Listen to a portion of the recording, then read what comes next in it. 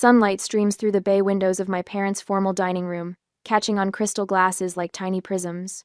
The familiar weight of tradition settles over me as I adjust the burgundy linen napkin on my lap, breathing in the rich aroma of Mom's pot roast. Dad stands at the head of the polished mahogany table, carving the meat with practiced precision, each slice falling perfectly onto the Wedgwood china he reserves for Sunday gatherings. "Just a small piece for me, Dad," I say, watching as he ignores my request and places a generous portion on my plate anyway. "You're too thin, Gabrielle," he says without looking up. "Always have been." I'm about to remind him that at 38, I'm perfectly capable of determining my own portion sizes when the front door bursts open. The peaceful tableau shatters as my sister Vanessa sweeps in with her husband Mark and their 3 children. Instantly, the dining room fills with noise, backpacks dropping, children arguing over seats, Mark's heavy footsteps. "Sorry we're late," Vanessa announces without a hint of actual remorse. Her eyes are bright with an unusual excitement that immediately puts me on edge. Traffic was terrible by the outlet mall. "You went shopping before Sunday dinner?" I ask, but my question drowns beneath Mom's enthusiastic greeting of her grandchildren. Dad catches Vanessa's eye and nods slightly, a silent exchange that tightens something in my chest. I recognize that look, the conspiratorial glance they've shared since we were kids, usually right before I discovered I was the only one not included in some family plan. "Well, we're all here now," Mom says, patting the table. "Charles, finish serving so we can eat while it's hot." We settle into the familiar rhythm of passing dishes and making small talk. Mom asks about my latest architectural project. Dad quizzes Mark about the stock market. The children intermittently whine about the vegetables on their plates. "So," Vanessa says suddenly, her voice rising above the dining room chatter, "we're moving into your Lakehouse next week. We've got some foundation issues with our place." My fork freezes halfway to my mouth. "What?" "It's just sitting empty anyway, Gabrielle," Dad says, his tone casual but his eyes watchful. "I get the blue bedroom," Vanessa's oldest son announces, bouncing in his chair. "No fair. Mom said I could have that one," his sister protests. Their argument fades to background noise as realization washes over me. The children have already picked out bedrooms. This wasn't a spontaneous announcement. This was planned, discussed, and decided before I ever sat down at this table. "Your Lakehouse has plenty of room," Mom adds, as if that settles everything, "and they won't be there forever." 6 years. 6 years I've spent restoring that lakeside property. $420,000 to purchase it, plus another $95,000 in critical repairs.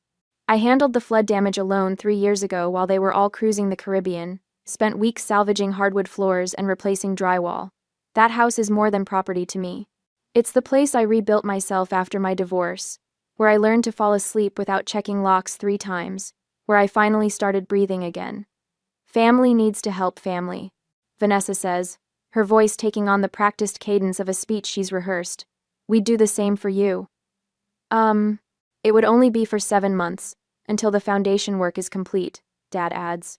Mark studies his plate, uncomfortable silence speaking volumes about his involvement in this plan. I set my napkin down beside my plate, a quiet gesture that draws everyone's attention. Something shifts inside me, a clarity that feels both surprising and long overdue. "Gabrielle, you're always so particular about your things," Mom says, dismissing my unspoken objection with a wave of her hand. "This is what families do, Gabrielle," Dad adds, his tone sliding into the condescending one he reserves for when he believes someone is being unreasonable. "We help each other." Vanessa's lips curl into an entitled smile that grows as she watches me, sensing another victory in our lifelong pattern. She has always taken. I have always given. Our parents have always facilitated. Not this time. I reach for my handbag hanging on the chair beside me, extract a crisp manila folder, and place it on the table. "The contractors start Monday next week," I say, opening the folder to reveal renovation contracts and city permits, each page bearing my signature and dates from 3 months ago. It's a complete 9-month renovation. Everything down to the studs. Silence descends over the table, thick and sudden. Dad's knife hovers over the roast. Mom's water glass remains suspended halfway to her lips. Vanessa's smile collapses. I take a slow, deliberate sip of water, surprised by the calm in my hand as I raise the glass. The crystal catches the light, throwing tiny rainbows across the tablecloth, beautiful, sharp-edged prisms that no one else seems to notice. Silence chokes the dining room as I watch realization bloom across my family's faces. The manila folder with renovation contracts sits between us like a loaded gun. Dad's knife remains suspended above the roast, Mom's water glass frozen halfway to her lips. For once, Vanessa's practiced smile has shattered. "You can't be serious," Vanessa finally says, her voice climbing an octave. "We've already given notice at our apartment. Where are we supposed to go?" I take another sip of water, using the moment to catalog the long history of Vanessa's entitlement flashing through my mind. The time she borrowed my car for a weekend trip that stretched to 2 months. When she returned it, the cracked windshield was apparently already like that. The small loan of $3,000 that somehow ballooned to 18 grand, still unpaid 6 years later. The spare key to my apartment I discovered she'd had made without permission when I found her using my shower one day. "You'll have to find somewhere else," I say, my voice steadier than I expected. "The contractors start Monday." "Gabrielle." Dad sets down his carving knife, abandoning all pretense of continuing dinner. His corporate negotiator voice slides into place, the tone he reserves for difficult clients. "Be reasonable about this. Your sister has 3 children. And foundation issues," Mom adds, nodding vigorously. "You can't expect them to live in an unsafe house." "I don't," I reply. "I expect them to find their own housing solution that doesn't involve taking mine." Vanessa's eyes narrow as she exchanges a glance with Dad. I recognize their silent communication, the same look they shared when I was 16 and discovered they'd given away my college savings to fund Vanessa's wedding. The coordinated pressure campaign is so familiar I could script it. "But we've already started packing." Vanessa's voice shifts from demanding to desperate, right on cue. "The moving truck is scheduled for Monday morning." "This will break your father's heart," Mom whispers, reaching for Dad's hand in theatrical solidarity. My phone buzzes on my lap. A text from Miguel, my contractor. "All materials delivered. We're ready for Monday morning, 7 a.m. sharp." A notification follows. "Smart lock system active." Something warm unfurls in my chest. Not anger, not anxiety, confidence. While they were planning their ambush, I was preparing. The security company finished installation last week. The renovation permits are filed and approved. I've done everything by the book. What about storage for our furniture?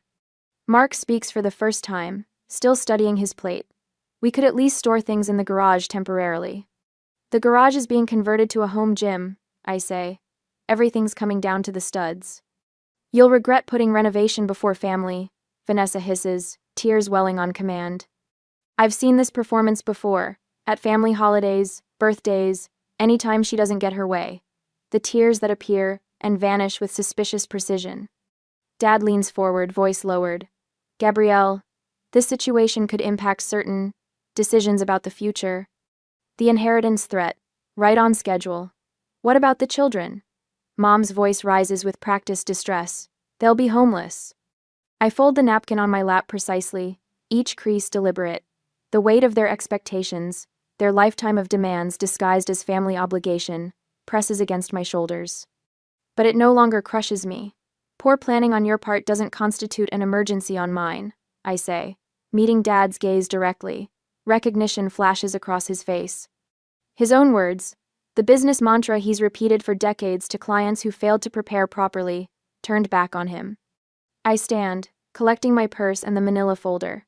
"I've respected my contractual obligations. You should respect my boundaries." "Sit down, Gabrielle." Dad's voice hardens.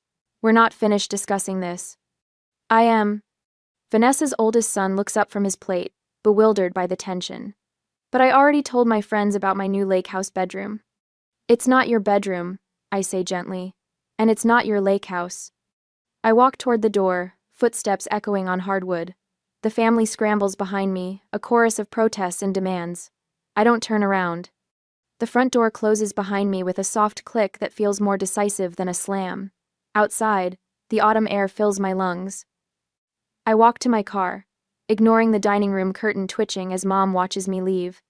My phone lights up with Dad's number before I've even backed out of the driveway. 12 missed calls by the time I reach the highway. Only when I'm alone on the interstate, 20 miles between us, do my hands begin to shake against the steering wheel. The adrenaline crash hits hard, trembling fingers, shallow breaths. But beneath the physical reaction, my resolve remains steady. I pull into a rest stop, dial Miguel's number. Make sure the security system is fully operational by tomorrow morning. I tell him when he answers. And could you move the dumpsters directly in front of the garage doors? I'm concerned about unauthorized access. Already planned on it, he replies, and I can hear the smile in his voice. After what happened with the flood damage repairs, I figured your family might try something. I grip the phone tighter. He remembers. Someone remembers how I handled the emergency repairs alone 3 years ago, when the family was too busy cruising the Caribbean to help. The locks are changed, Miguel continues, and we've got cameras at all entry points. The shaking in my hands subsides. I'm not alone in this. Thank you, I say. I'll see you on Monday morning. As I end the call, a text from Vanessa appears. Dad's furious. Fix this now. I switch my phone to silent and set it on the passenger seat. The evening sky deepens to indigo above the highway as I pull back onto the road, heading home. Not to the Lakehouse, that's becoming something else now, something entirely mine, but to the apartment where I've learned to sleep through the night without checking the locks 3 times. Tomorrow, they'll escalate. I know this with absolute certainty. But for the first time in our shared history, I'm prepared. Monday morning of the next week arrives with the rumble of an engine that doesn't belong. I pause at my kitchen window, coffee mug suspended halfway to my lips, watching a moving truck lumbering up my lakeside property's narrow gravel drive. The burgundy logo on its side matches the color of Vanessa's lipstick at that awful Sunday dinner. My phone vibrates against the counter. 5th call from Dad since dawn. I silence it without looking, gathering the folder of permits I'd shown the family on that Sunday dinner. The weight of it in my hands feels different now, substantial, like armor rather than paper. By the time I arrive at the Lakehouse, Ray and his construction crew have already established a perimeter of orange safety cones. Sawhorses block the driveway entrance, forcing the moving truck to idle at the road. I park behind Ray's pickup and step out into crisp autumn air that carries the scent of pine and chainsaw exhaust. Miss Morgan, Ray nods, clipboard in hand, flanked by 6 workers in hard hats. We've got the demolition permits posted as required. Interior stripping begins in 30 minutes. Thank you. I scan the property.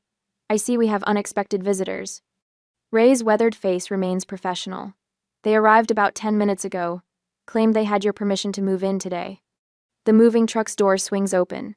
Vanessa emerges, designer sunglasses pushed atop her head, face flushed with color that deepens when she spots me. What the hell is going on? She stalks toward me, pointing at the construction equipment. These men won't let our movers through. I meet her halfway, maintaining enough distance that her voice must carry across the yard. The security guard I hired stands attentively near Ray, his presence a calm reassurance. As I explained to you on Sunday last week, the renovation begins today. I hold up the permits. The property isn't habitable during construction. You can't be serious. Vanessa's voice rises, drawing stares from the workers. We've already given notice at our place. Where are we supposed to go? I withdraw an envelope from my bag. This might help. It's a 6-month contract for a storage unit, already paid in full. Fine. She stares at the envelope but doesn't take it. Storage? We need somewhere to live, not somewhere to store our stuff. Your housing isn't my responsibility, Vanessa. The words come easier than I expected. Your foundation issues didn't materialize overnight. You've had time to make arrangements. Her eyes narrow, searching my face for weakness. Finding none, she turns toward the house. I still have a key. We'll work around your little project. That won't work. I follow at a measured pace as she strides toward the front door. Vanessa jams her key into the lock. Nothing happens. She tries again, twisting harder. Welcome to Secure Home Systems, announces a robotic voice from the small speaker beside the door. Unauthorized entry attempt detected at main entrance, alerting property owner and security service. My phone chimes with the alert notification. Vanessa whirls to face me. You changed the locks? Last week. I nod toward the security cameras mounted discreetly at the roofline. The police have been notified about potential trespassing. Standard security protocol. Something breaks in her expression, the polished veneer cracking to reveal raw entitlement beneath. You can't do this to us. We're family. Family respects boundaries, I say, surprised by the steadiness in my voice. My phone rings. The security company, right on schedule. I answer briefly, confirming the alert was triggered by my sister, not an actual intruder. When I hang up, Vanessa has retreated to the moving truck. Through the windshield, I can see her gesturing wildly to Mark, who sits slumped in the passenger seat. Ray approaches, hard hat in hand. "We're ready to begin when you are, Miss Morgan." "Let's proceed." I sign his clipboard. "The interior timeline is tight. I'd like the master bedroom suite demolished by Thursday." "We'll make it happen." He hesitates. "Your sister seems determined. Should we expect interference?" Before I can answer, the moving truck engine roars to life. Instead of turning around, it lurches forward, bypassing the sawhorses by veering onto the lawn. It stops 20 feet from us, tires crushing ornamental grasses I'd planted last spring. The movers jump out, lowering the ramp at Ray's command, and begin unloading furniture. Vanessa emerges from the truck's cab, triumphant smile fixed on her face. "Since you won't be reasonable," she calls, "we'll just have to store things here temporarily. The yard will work fine until you come to your senses." The first piece, an ornate mahogany dresser that once belonged to our grandmother, thuds onto my lawn. Mark follows behind the movers, looking miserable but compliant. I don't move. Instead, I reach for my phone and dial a number saved yesterday. Lakeside Auction House? Yes, this is Gabrielle Morgan. I maintain eye contact with Vanessa as I speak. "Yes, please proceed with pickup as discussed.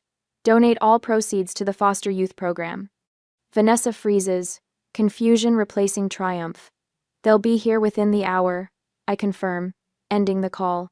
"What auction house?" Vanessa demands. "The one I contacted yesterday, after dinner." I gesture toward the furniture accumulating on my lawn. I anticipated this move. Ray clears his throat. "Miss Morgan, we need to begin demolition. Should we work around the furniture situation?" "No need." I hand him the final authorization forms. Everything on the property not secured inside storage sheds is being removed today. The rest of the day unfolds according to plan. Construction begins while furniture piles grow on my lawn. Vanessa alternates between threats and tears. Mark eventually convinces her to leave, promising they'll return tomorrow to fix this misunderstanding. 2 days later, on Wednesday, I receive the call I've been expecting. I'm standing in what was once the master bedroom, as workers remove the last of the drywall, revealing bare studs beneath. "You heartless bitch!" Vanessa's voice explodes through my phone. "The auction truck took everything. That was heirloom furniture." I step outside to hear better over the construction noise. "Then it should never have been dumped on property you don't own." Her scream resonates through the phone, but something has changed inside me. The calm I feel isn't forced, it's become my natural state. The boundary I've established feels right, necessary. I've kept all the documentation. I tell her when her tirade subsides. Photos of furniture abandoned on private property. Security footage of attempted unauthorized entry. The police report about trespassing warnings. The silence on her end speaks volumes. I've instructed the property management company about authorized visitors. I continue. "You're welcome to schedule an appointment to see the renovation progress, with advance notice. Mom and Dad are coming to talk sense into you," she finally says, voice brittle with fury. I check my watch, then glance at the construction foreman who gives me a thumbs up. Perfect timing. Let them see exactly what they can't take from me. As I hang up, workers begin dismantling what would have been Vanessa's claimed master suite. The sledgehammer crashes through the remaining wall, sunlight suddenly flooding the space through the newly exposed frame. For the first time in years, I can breathe deeply here. The air smells of sawdust and possibility instead of obligation. The security system chimes, alerting me to vehicles approaching the property. I step onto the porch, building plans in hand, watching my parents' car roll to a stop beside the construction equipment. The demolition of the master bedroom walls concludes with perfect dramatic timing. I stand framed in sunlight streaming through bare wooden beams, ready to greet them on my terms. I straighten my hard hat and adjust the protective goggles, a smile playing at the corners of my mouth. "Miss Morgan, where do you want the drywall stacked?" Calls Rico, the site foreman. "Along the east wall," I answer, pointing toward what used to be my grandmother's antique sideboard. "Make sure it's covered if it looks like rain." Dad and Mom emerge from the car like cautious explorers stepping onto alien terrain. Dad's face hardens as he takes in the construction equipment scattered across what was once a manicured lawn. Mom's hand flies to her mouth as her eyes scan the property. What have you done? Dad's voice carries across the yard, competitive with the circular saw screaming through lumber nearby. I walk toward them with measured steps, work boots crunching on gravel. I told you, 9-month renovation, everything down to the studs. They follow me through the front door, and their footsteps falter at the threshold of what once was the living room. Exposed beams, gutted fireplace. Subfloor revealed where polished hardwood once gleamed. This is insanity, Mom whispers, her voice barely audible over the contractor's radio playing classic rock. You've destroyed it. Ah. I'm rebuilding it, I correct her. My vision, my timeline. Dad surveys the gutted space, his businessman's eyes calculating. Gabrielle, this is excessive. Stop this now and we can still make arrangements for Vanessa's family. I laugh, the sound bouncing off exposed studs. That's not happening. His face darkens with a familiar storm. You've never understood family obligation. I can cut you out of the will entirely. The threat hangs in the air. 6 months ago, it would have wounded me, sent me scrambling to appease him. Now, I just nod. You already did, I say calmly, when I refused to co-sign Mark's failed real estate deal last year. Mom gasps. Dad's face drains of color. Vanessa mentioned it during one of her attempts to get money for their down payment. I explain, picking up a set of blueprints from a makeshift table. Said you'd already rewritten the will to protect family assets. Her words, not mine. Mom's eyes fill with tears, the manipulative kind that once would have unraveled my resolve. Gabrielle, please, think of the children. I am, I reply, turning toward Rico. How's the children's reading nook coming along? The built-ins are framed, he answers, nodding toward the far corner. Should look just like your designs. I watch my mother's confusion bloom on her face. For the foster youth program, I explain, the same one that received the $12,000 from the furniture auction. Dad's eyes narrow. Vanessa said you sold family heirlooms.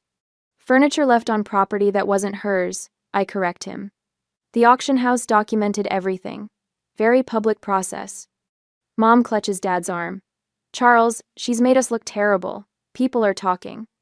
I pull out my phone, opening social media to show them Vanessa's deleted posts about her homeless family and the subsequent community response praising my donation. Public shaming doesn't work when people know the truth, I say, returning the phone to my pocket. Dad straightens his shoulders, shifting to negotiation mode. Let's discuss options then. Perhaps we can reach a compromise. I note the change from demands to discussion. Progress, however small. The renovation continues as planned. I reply, gesturing toward a worker carefully removing old family photos from a wall scheduled for demolition tomorrow.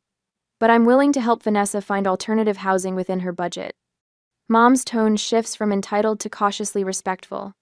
That would be appreciated. My phone buzzes with notifications.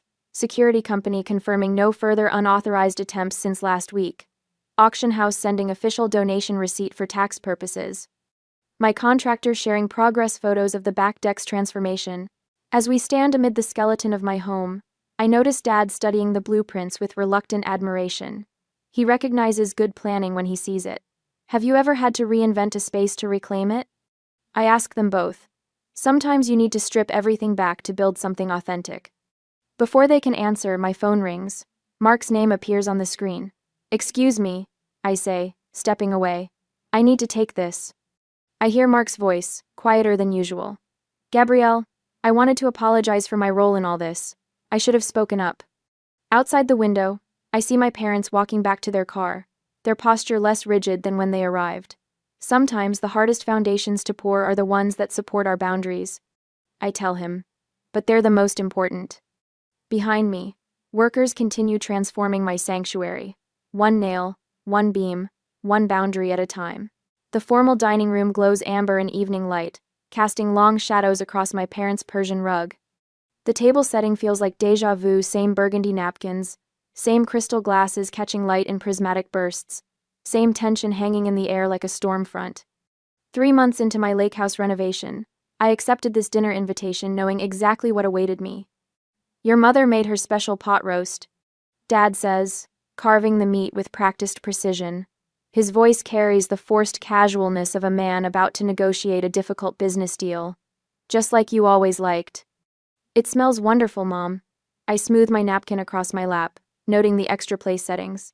Are we expecting company? Mom and Dad exchange a glance that I recognize all too well, the silent communication that preceded countless childhood disappointments. We thought it would be nice to have a family dinner. Mom places a generous serving on my plate. It's been difficult with everyone, scattered. The doorbell chimes. Dad's shoulders relax slightly. Reinforcements have arrived. I'll get it, Mom says, patting Dad's arm as she passes.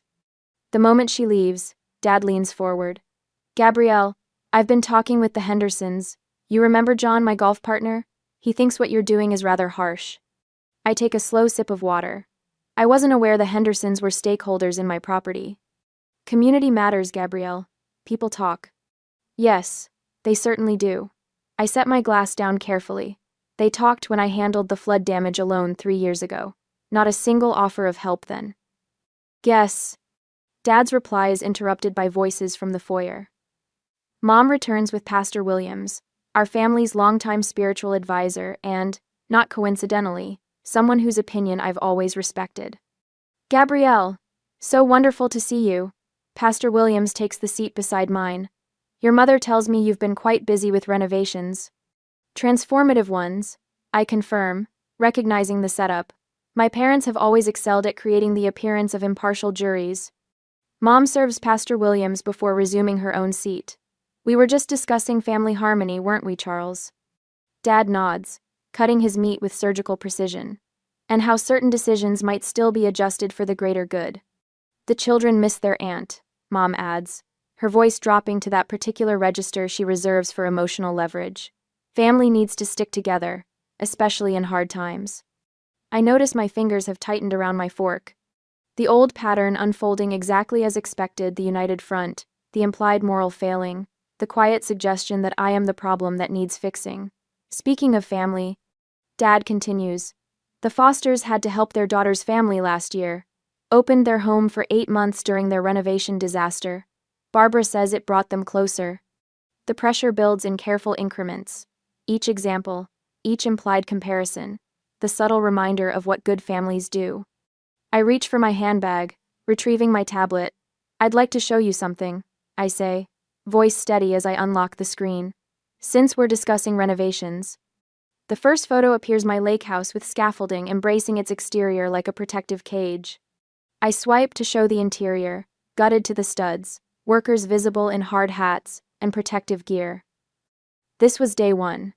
I explain, continuing to swipe through the chronological renovation journey, and this was last week. Pastor Williams leans forward, genuinely interested. My goodness, what a transformation! The latest photos reveal spaces unrecognizable from their former state. The 4-bedroom layout has become a modern 3-bedroom with a private office overlooking the water. Floor-to-ceiling windows now frame the lake view. Reclaimed oak beams cross vaulted ceilings, matching the custom hardwood floors below. That's the master suite. I explain, showing the room that once featured prominently in Vanessa's plans. The balcony was a structural challenge, but worth every penny for that sunrise view. Mom's fork pauses halfway to her mouth. It's completely different. That was the point. I swipe to a different folder, opening a timeline document. Here's the project schedule, created 5 months ago. And here's the property assessment showing the projected value increase 40% above previous valuation. Dad's expression shifts subtly, the businessman in him recognizing solid investment strategy despite himself. This was never about denying Vanessa, I say, my voice measured as I place the tablet on the table. It was about honoring my own plans. Plans I made long before her convenient housing crisis. Come, I say. I bring up another folder. I also have some older photos you might remember. Or perhaps not, since you were all on that Caribbean cruise at the time. The storm damage photos appear my Lakehouse with water halfway up the first floor, furniture floating, walls already showing signs of mold. $28,000 in emergency repairs. I continue, displaying receipts and contractor invoices. Here are the text messages from that week. The ones where I asked for help and was told everyone was too busy. I first things that I thanks vacation. Mom's face pales. Dad studies his plate with sudden interest. Respecting boundaries isn't cruelty, I say into the silence. It's adulthood. Dad's shoulders sag slightly. a gesture so subtle I would have missed it before. For the first time, I see him not as the family patriarch, but as a negotiator who recognizes his position has been outmaneuvered. "I should have helped with those repairs," Mom says quietly. No qualifications, no expectations attached. Perhaps the first genuine apology I've ever heard from her. The front door opens, breaking the moment. Vanessa sweeps in, cheeks flushed with righteous indignation, clearly expecting to find the usual united front against me. Her stride falters when she observes the tableau, our parents' reflective silence, Pastor William's thoughtful expression, my tablet, displaying evidence rather than emotion. "What's happening?" she asks, confusion replacing confidence. "Mom said we were discussing the Lakehouse situation." "We were," I confirm, standing and gathering my things. "I've shared my renovation progress. When it's complete in 6 months, you're all welcome to visit as guests, with advance notice." I extend a formal invitation card from my purse. The housewarming is scheduled for March 12th. I hope you'll all attend. The question hangs unspoken as I walk toward the door. Who will come? And on what terms? I drive away with surprising calm, watching my parents' house recede in the rearview mirror. Ahead, twilight settles over the lake, and I picture my property glowing with construction lights, transformation continuing, regardless of who witnesses its completion. For the first time in my adult life, I feel neither guilt nor obligation, only the quiet certainty that peace doesn't require surrender. Sometimes, it demands a stand. Sunlight dances across the lake, casting diamond reflections on my bedroom ceiling. 6 months have passed since that Sunday dinner ambush, and my Lakehouse transformation is finally complete. I cradle a mug of coffee between my palms, savoring the morning stillness on my balcony. No voices demand my attention. No obligations crowd my thoughts. Just the gentle lapping of water against the dock and birdsong from the old oak tree I refused to remove during construction. Below me, the professional kitchen gleams with copper accents and reclaimed wood countertops. Last weekend, I hosted friends for dinner, serving wine in glasses I selected, not inherited. Laughter echoed through rooms once designated for Vanessa's children. The exercise room occupies what would have been her master suite, my daily reminder that self-care isn't selfish. My phone chimes. A text from Rachel, my contractor-turned-friend. "Still can't believe we pulled this off. Best project ever." I smile, remembering her stunned expression when I first outlined my vision. "You want to gut a perfectly good house?" she'd asked. Now she brings potential clients to see my place with permission. Always permission. The doorbell interrupts my reverie. Through the security camera, I spot my parents standing awkwardly on the porch, Dad shifting his weight between feet, Mom clutching a small plant. Their first visit since the renovation completed. I press the intercom. "Come in," I say, unlocking the door remotely. It's open. They enter tentatively, so different from the Sunday dinner where this all began. Dad's eyes widen at the soaring ceilings, Mom's gaze fixed on the dining table positioned exactly where Vanessa once claimed space would be, perfect for the kids' homework. "Gabrielle, this island." Dad trails off, at a loss for words for perhaps the first time in his life. "Remarkable." Mom finishes, setting her piece, offering a small jade plant on the side table. "Truly remarkable." I serve coffee in handcrafted mugs, watching them catalog changes. Mom lingers by the photo wall images of my hiking trips, architectural projects, and sunset swims. Not a single family portrait among them. "This is who I've become," I say simply, answering the question she doesn't ask. Dad nods, his businessman's eye noting the quality of craftsmanship. "You've created something remarkable here," he admits, echoing Mom without realizing it. The bittersweet recognition hangs between us, growth that required distance. Later, I host an impromptu gathering. Rachel brings champagne. The security company sends a gift basket with a card reading, "For our most respectful client." The auction house owner stops by, proudly sharing photos of the community center furnished with Vanessa's abandoned heirlooms.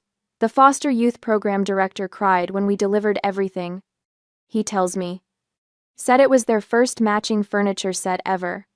My phone buzzes with a text from Vanessa. "I'm sorry about the furniture. Can we talk?" I consider her words, composing my response carefully. "Dinner next month, bring dessert. No discussion about moving in." The boundary maintains both protection and possibility. After everyone leaves, Dad pauses at the door. Respecting boundaries isn't cruelty, it's adulthood, he says thoughtfully, quoting my words back to me. His acknowledgement feels like the final renovation completed. Evening settles as I walk alone to my dock. The sunset transforms the sky from gold to purple, colors rippling across the water's surface. My reflection appears solid, unwavering against the changing canvas above. Peace doesn't mean giving up boundaries. It means respecting them. And in this sanctuary completed by my own vision, I've found both.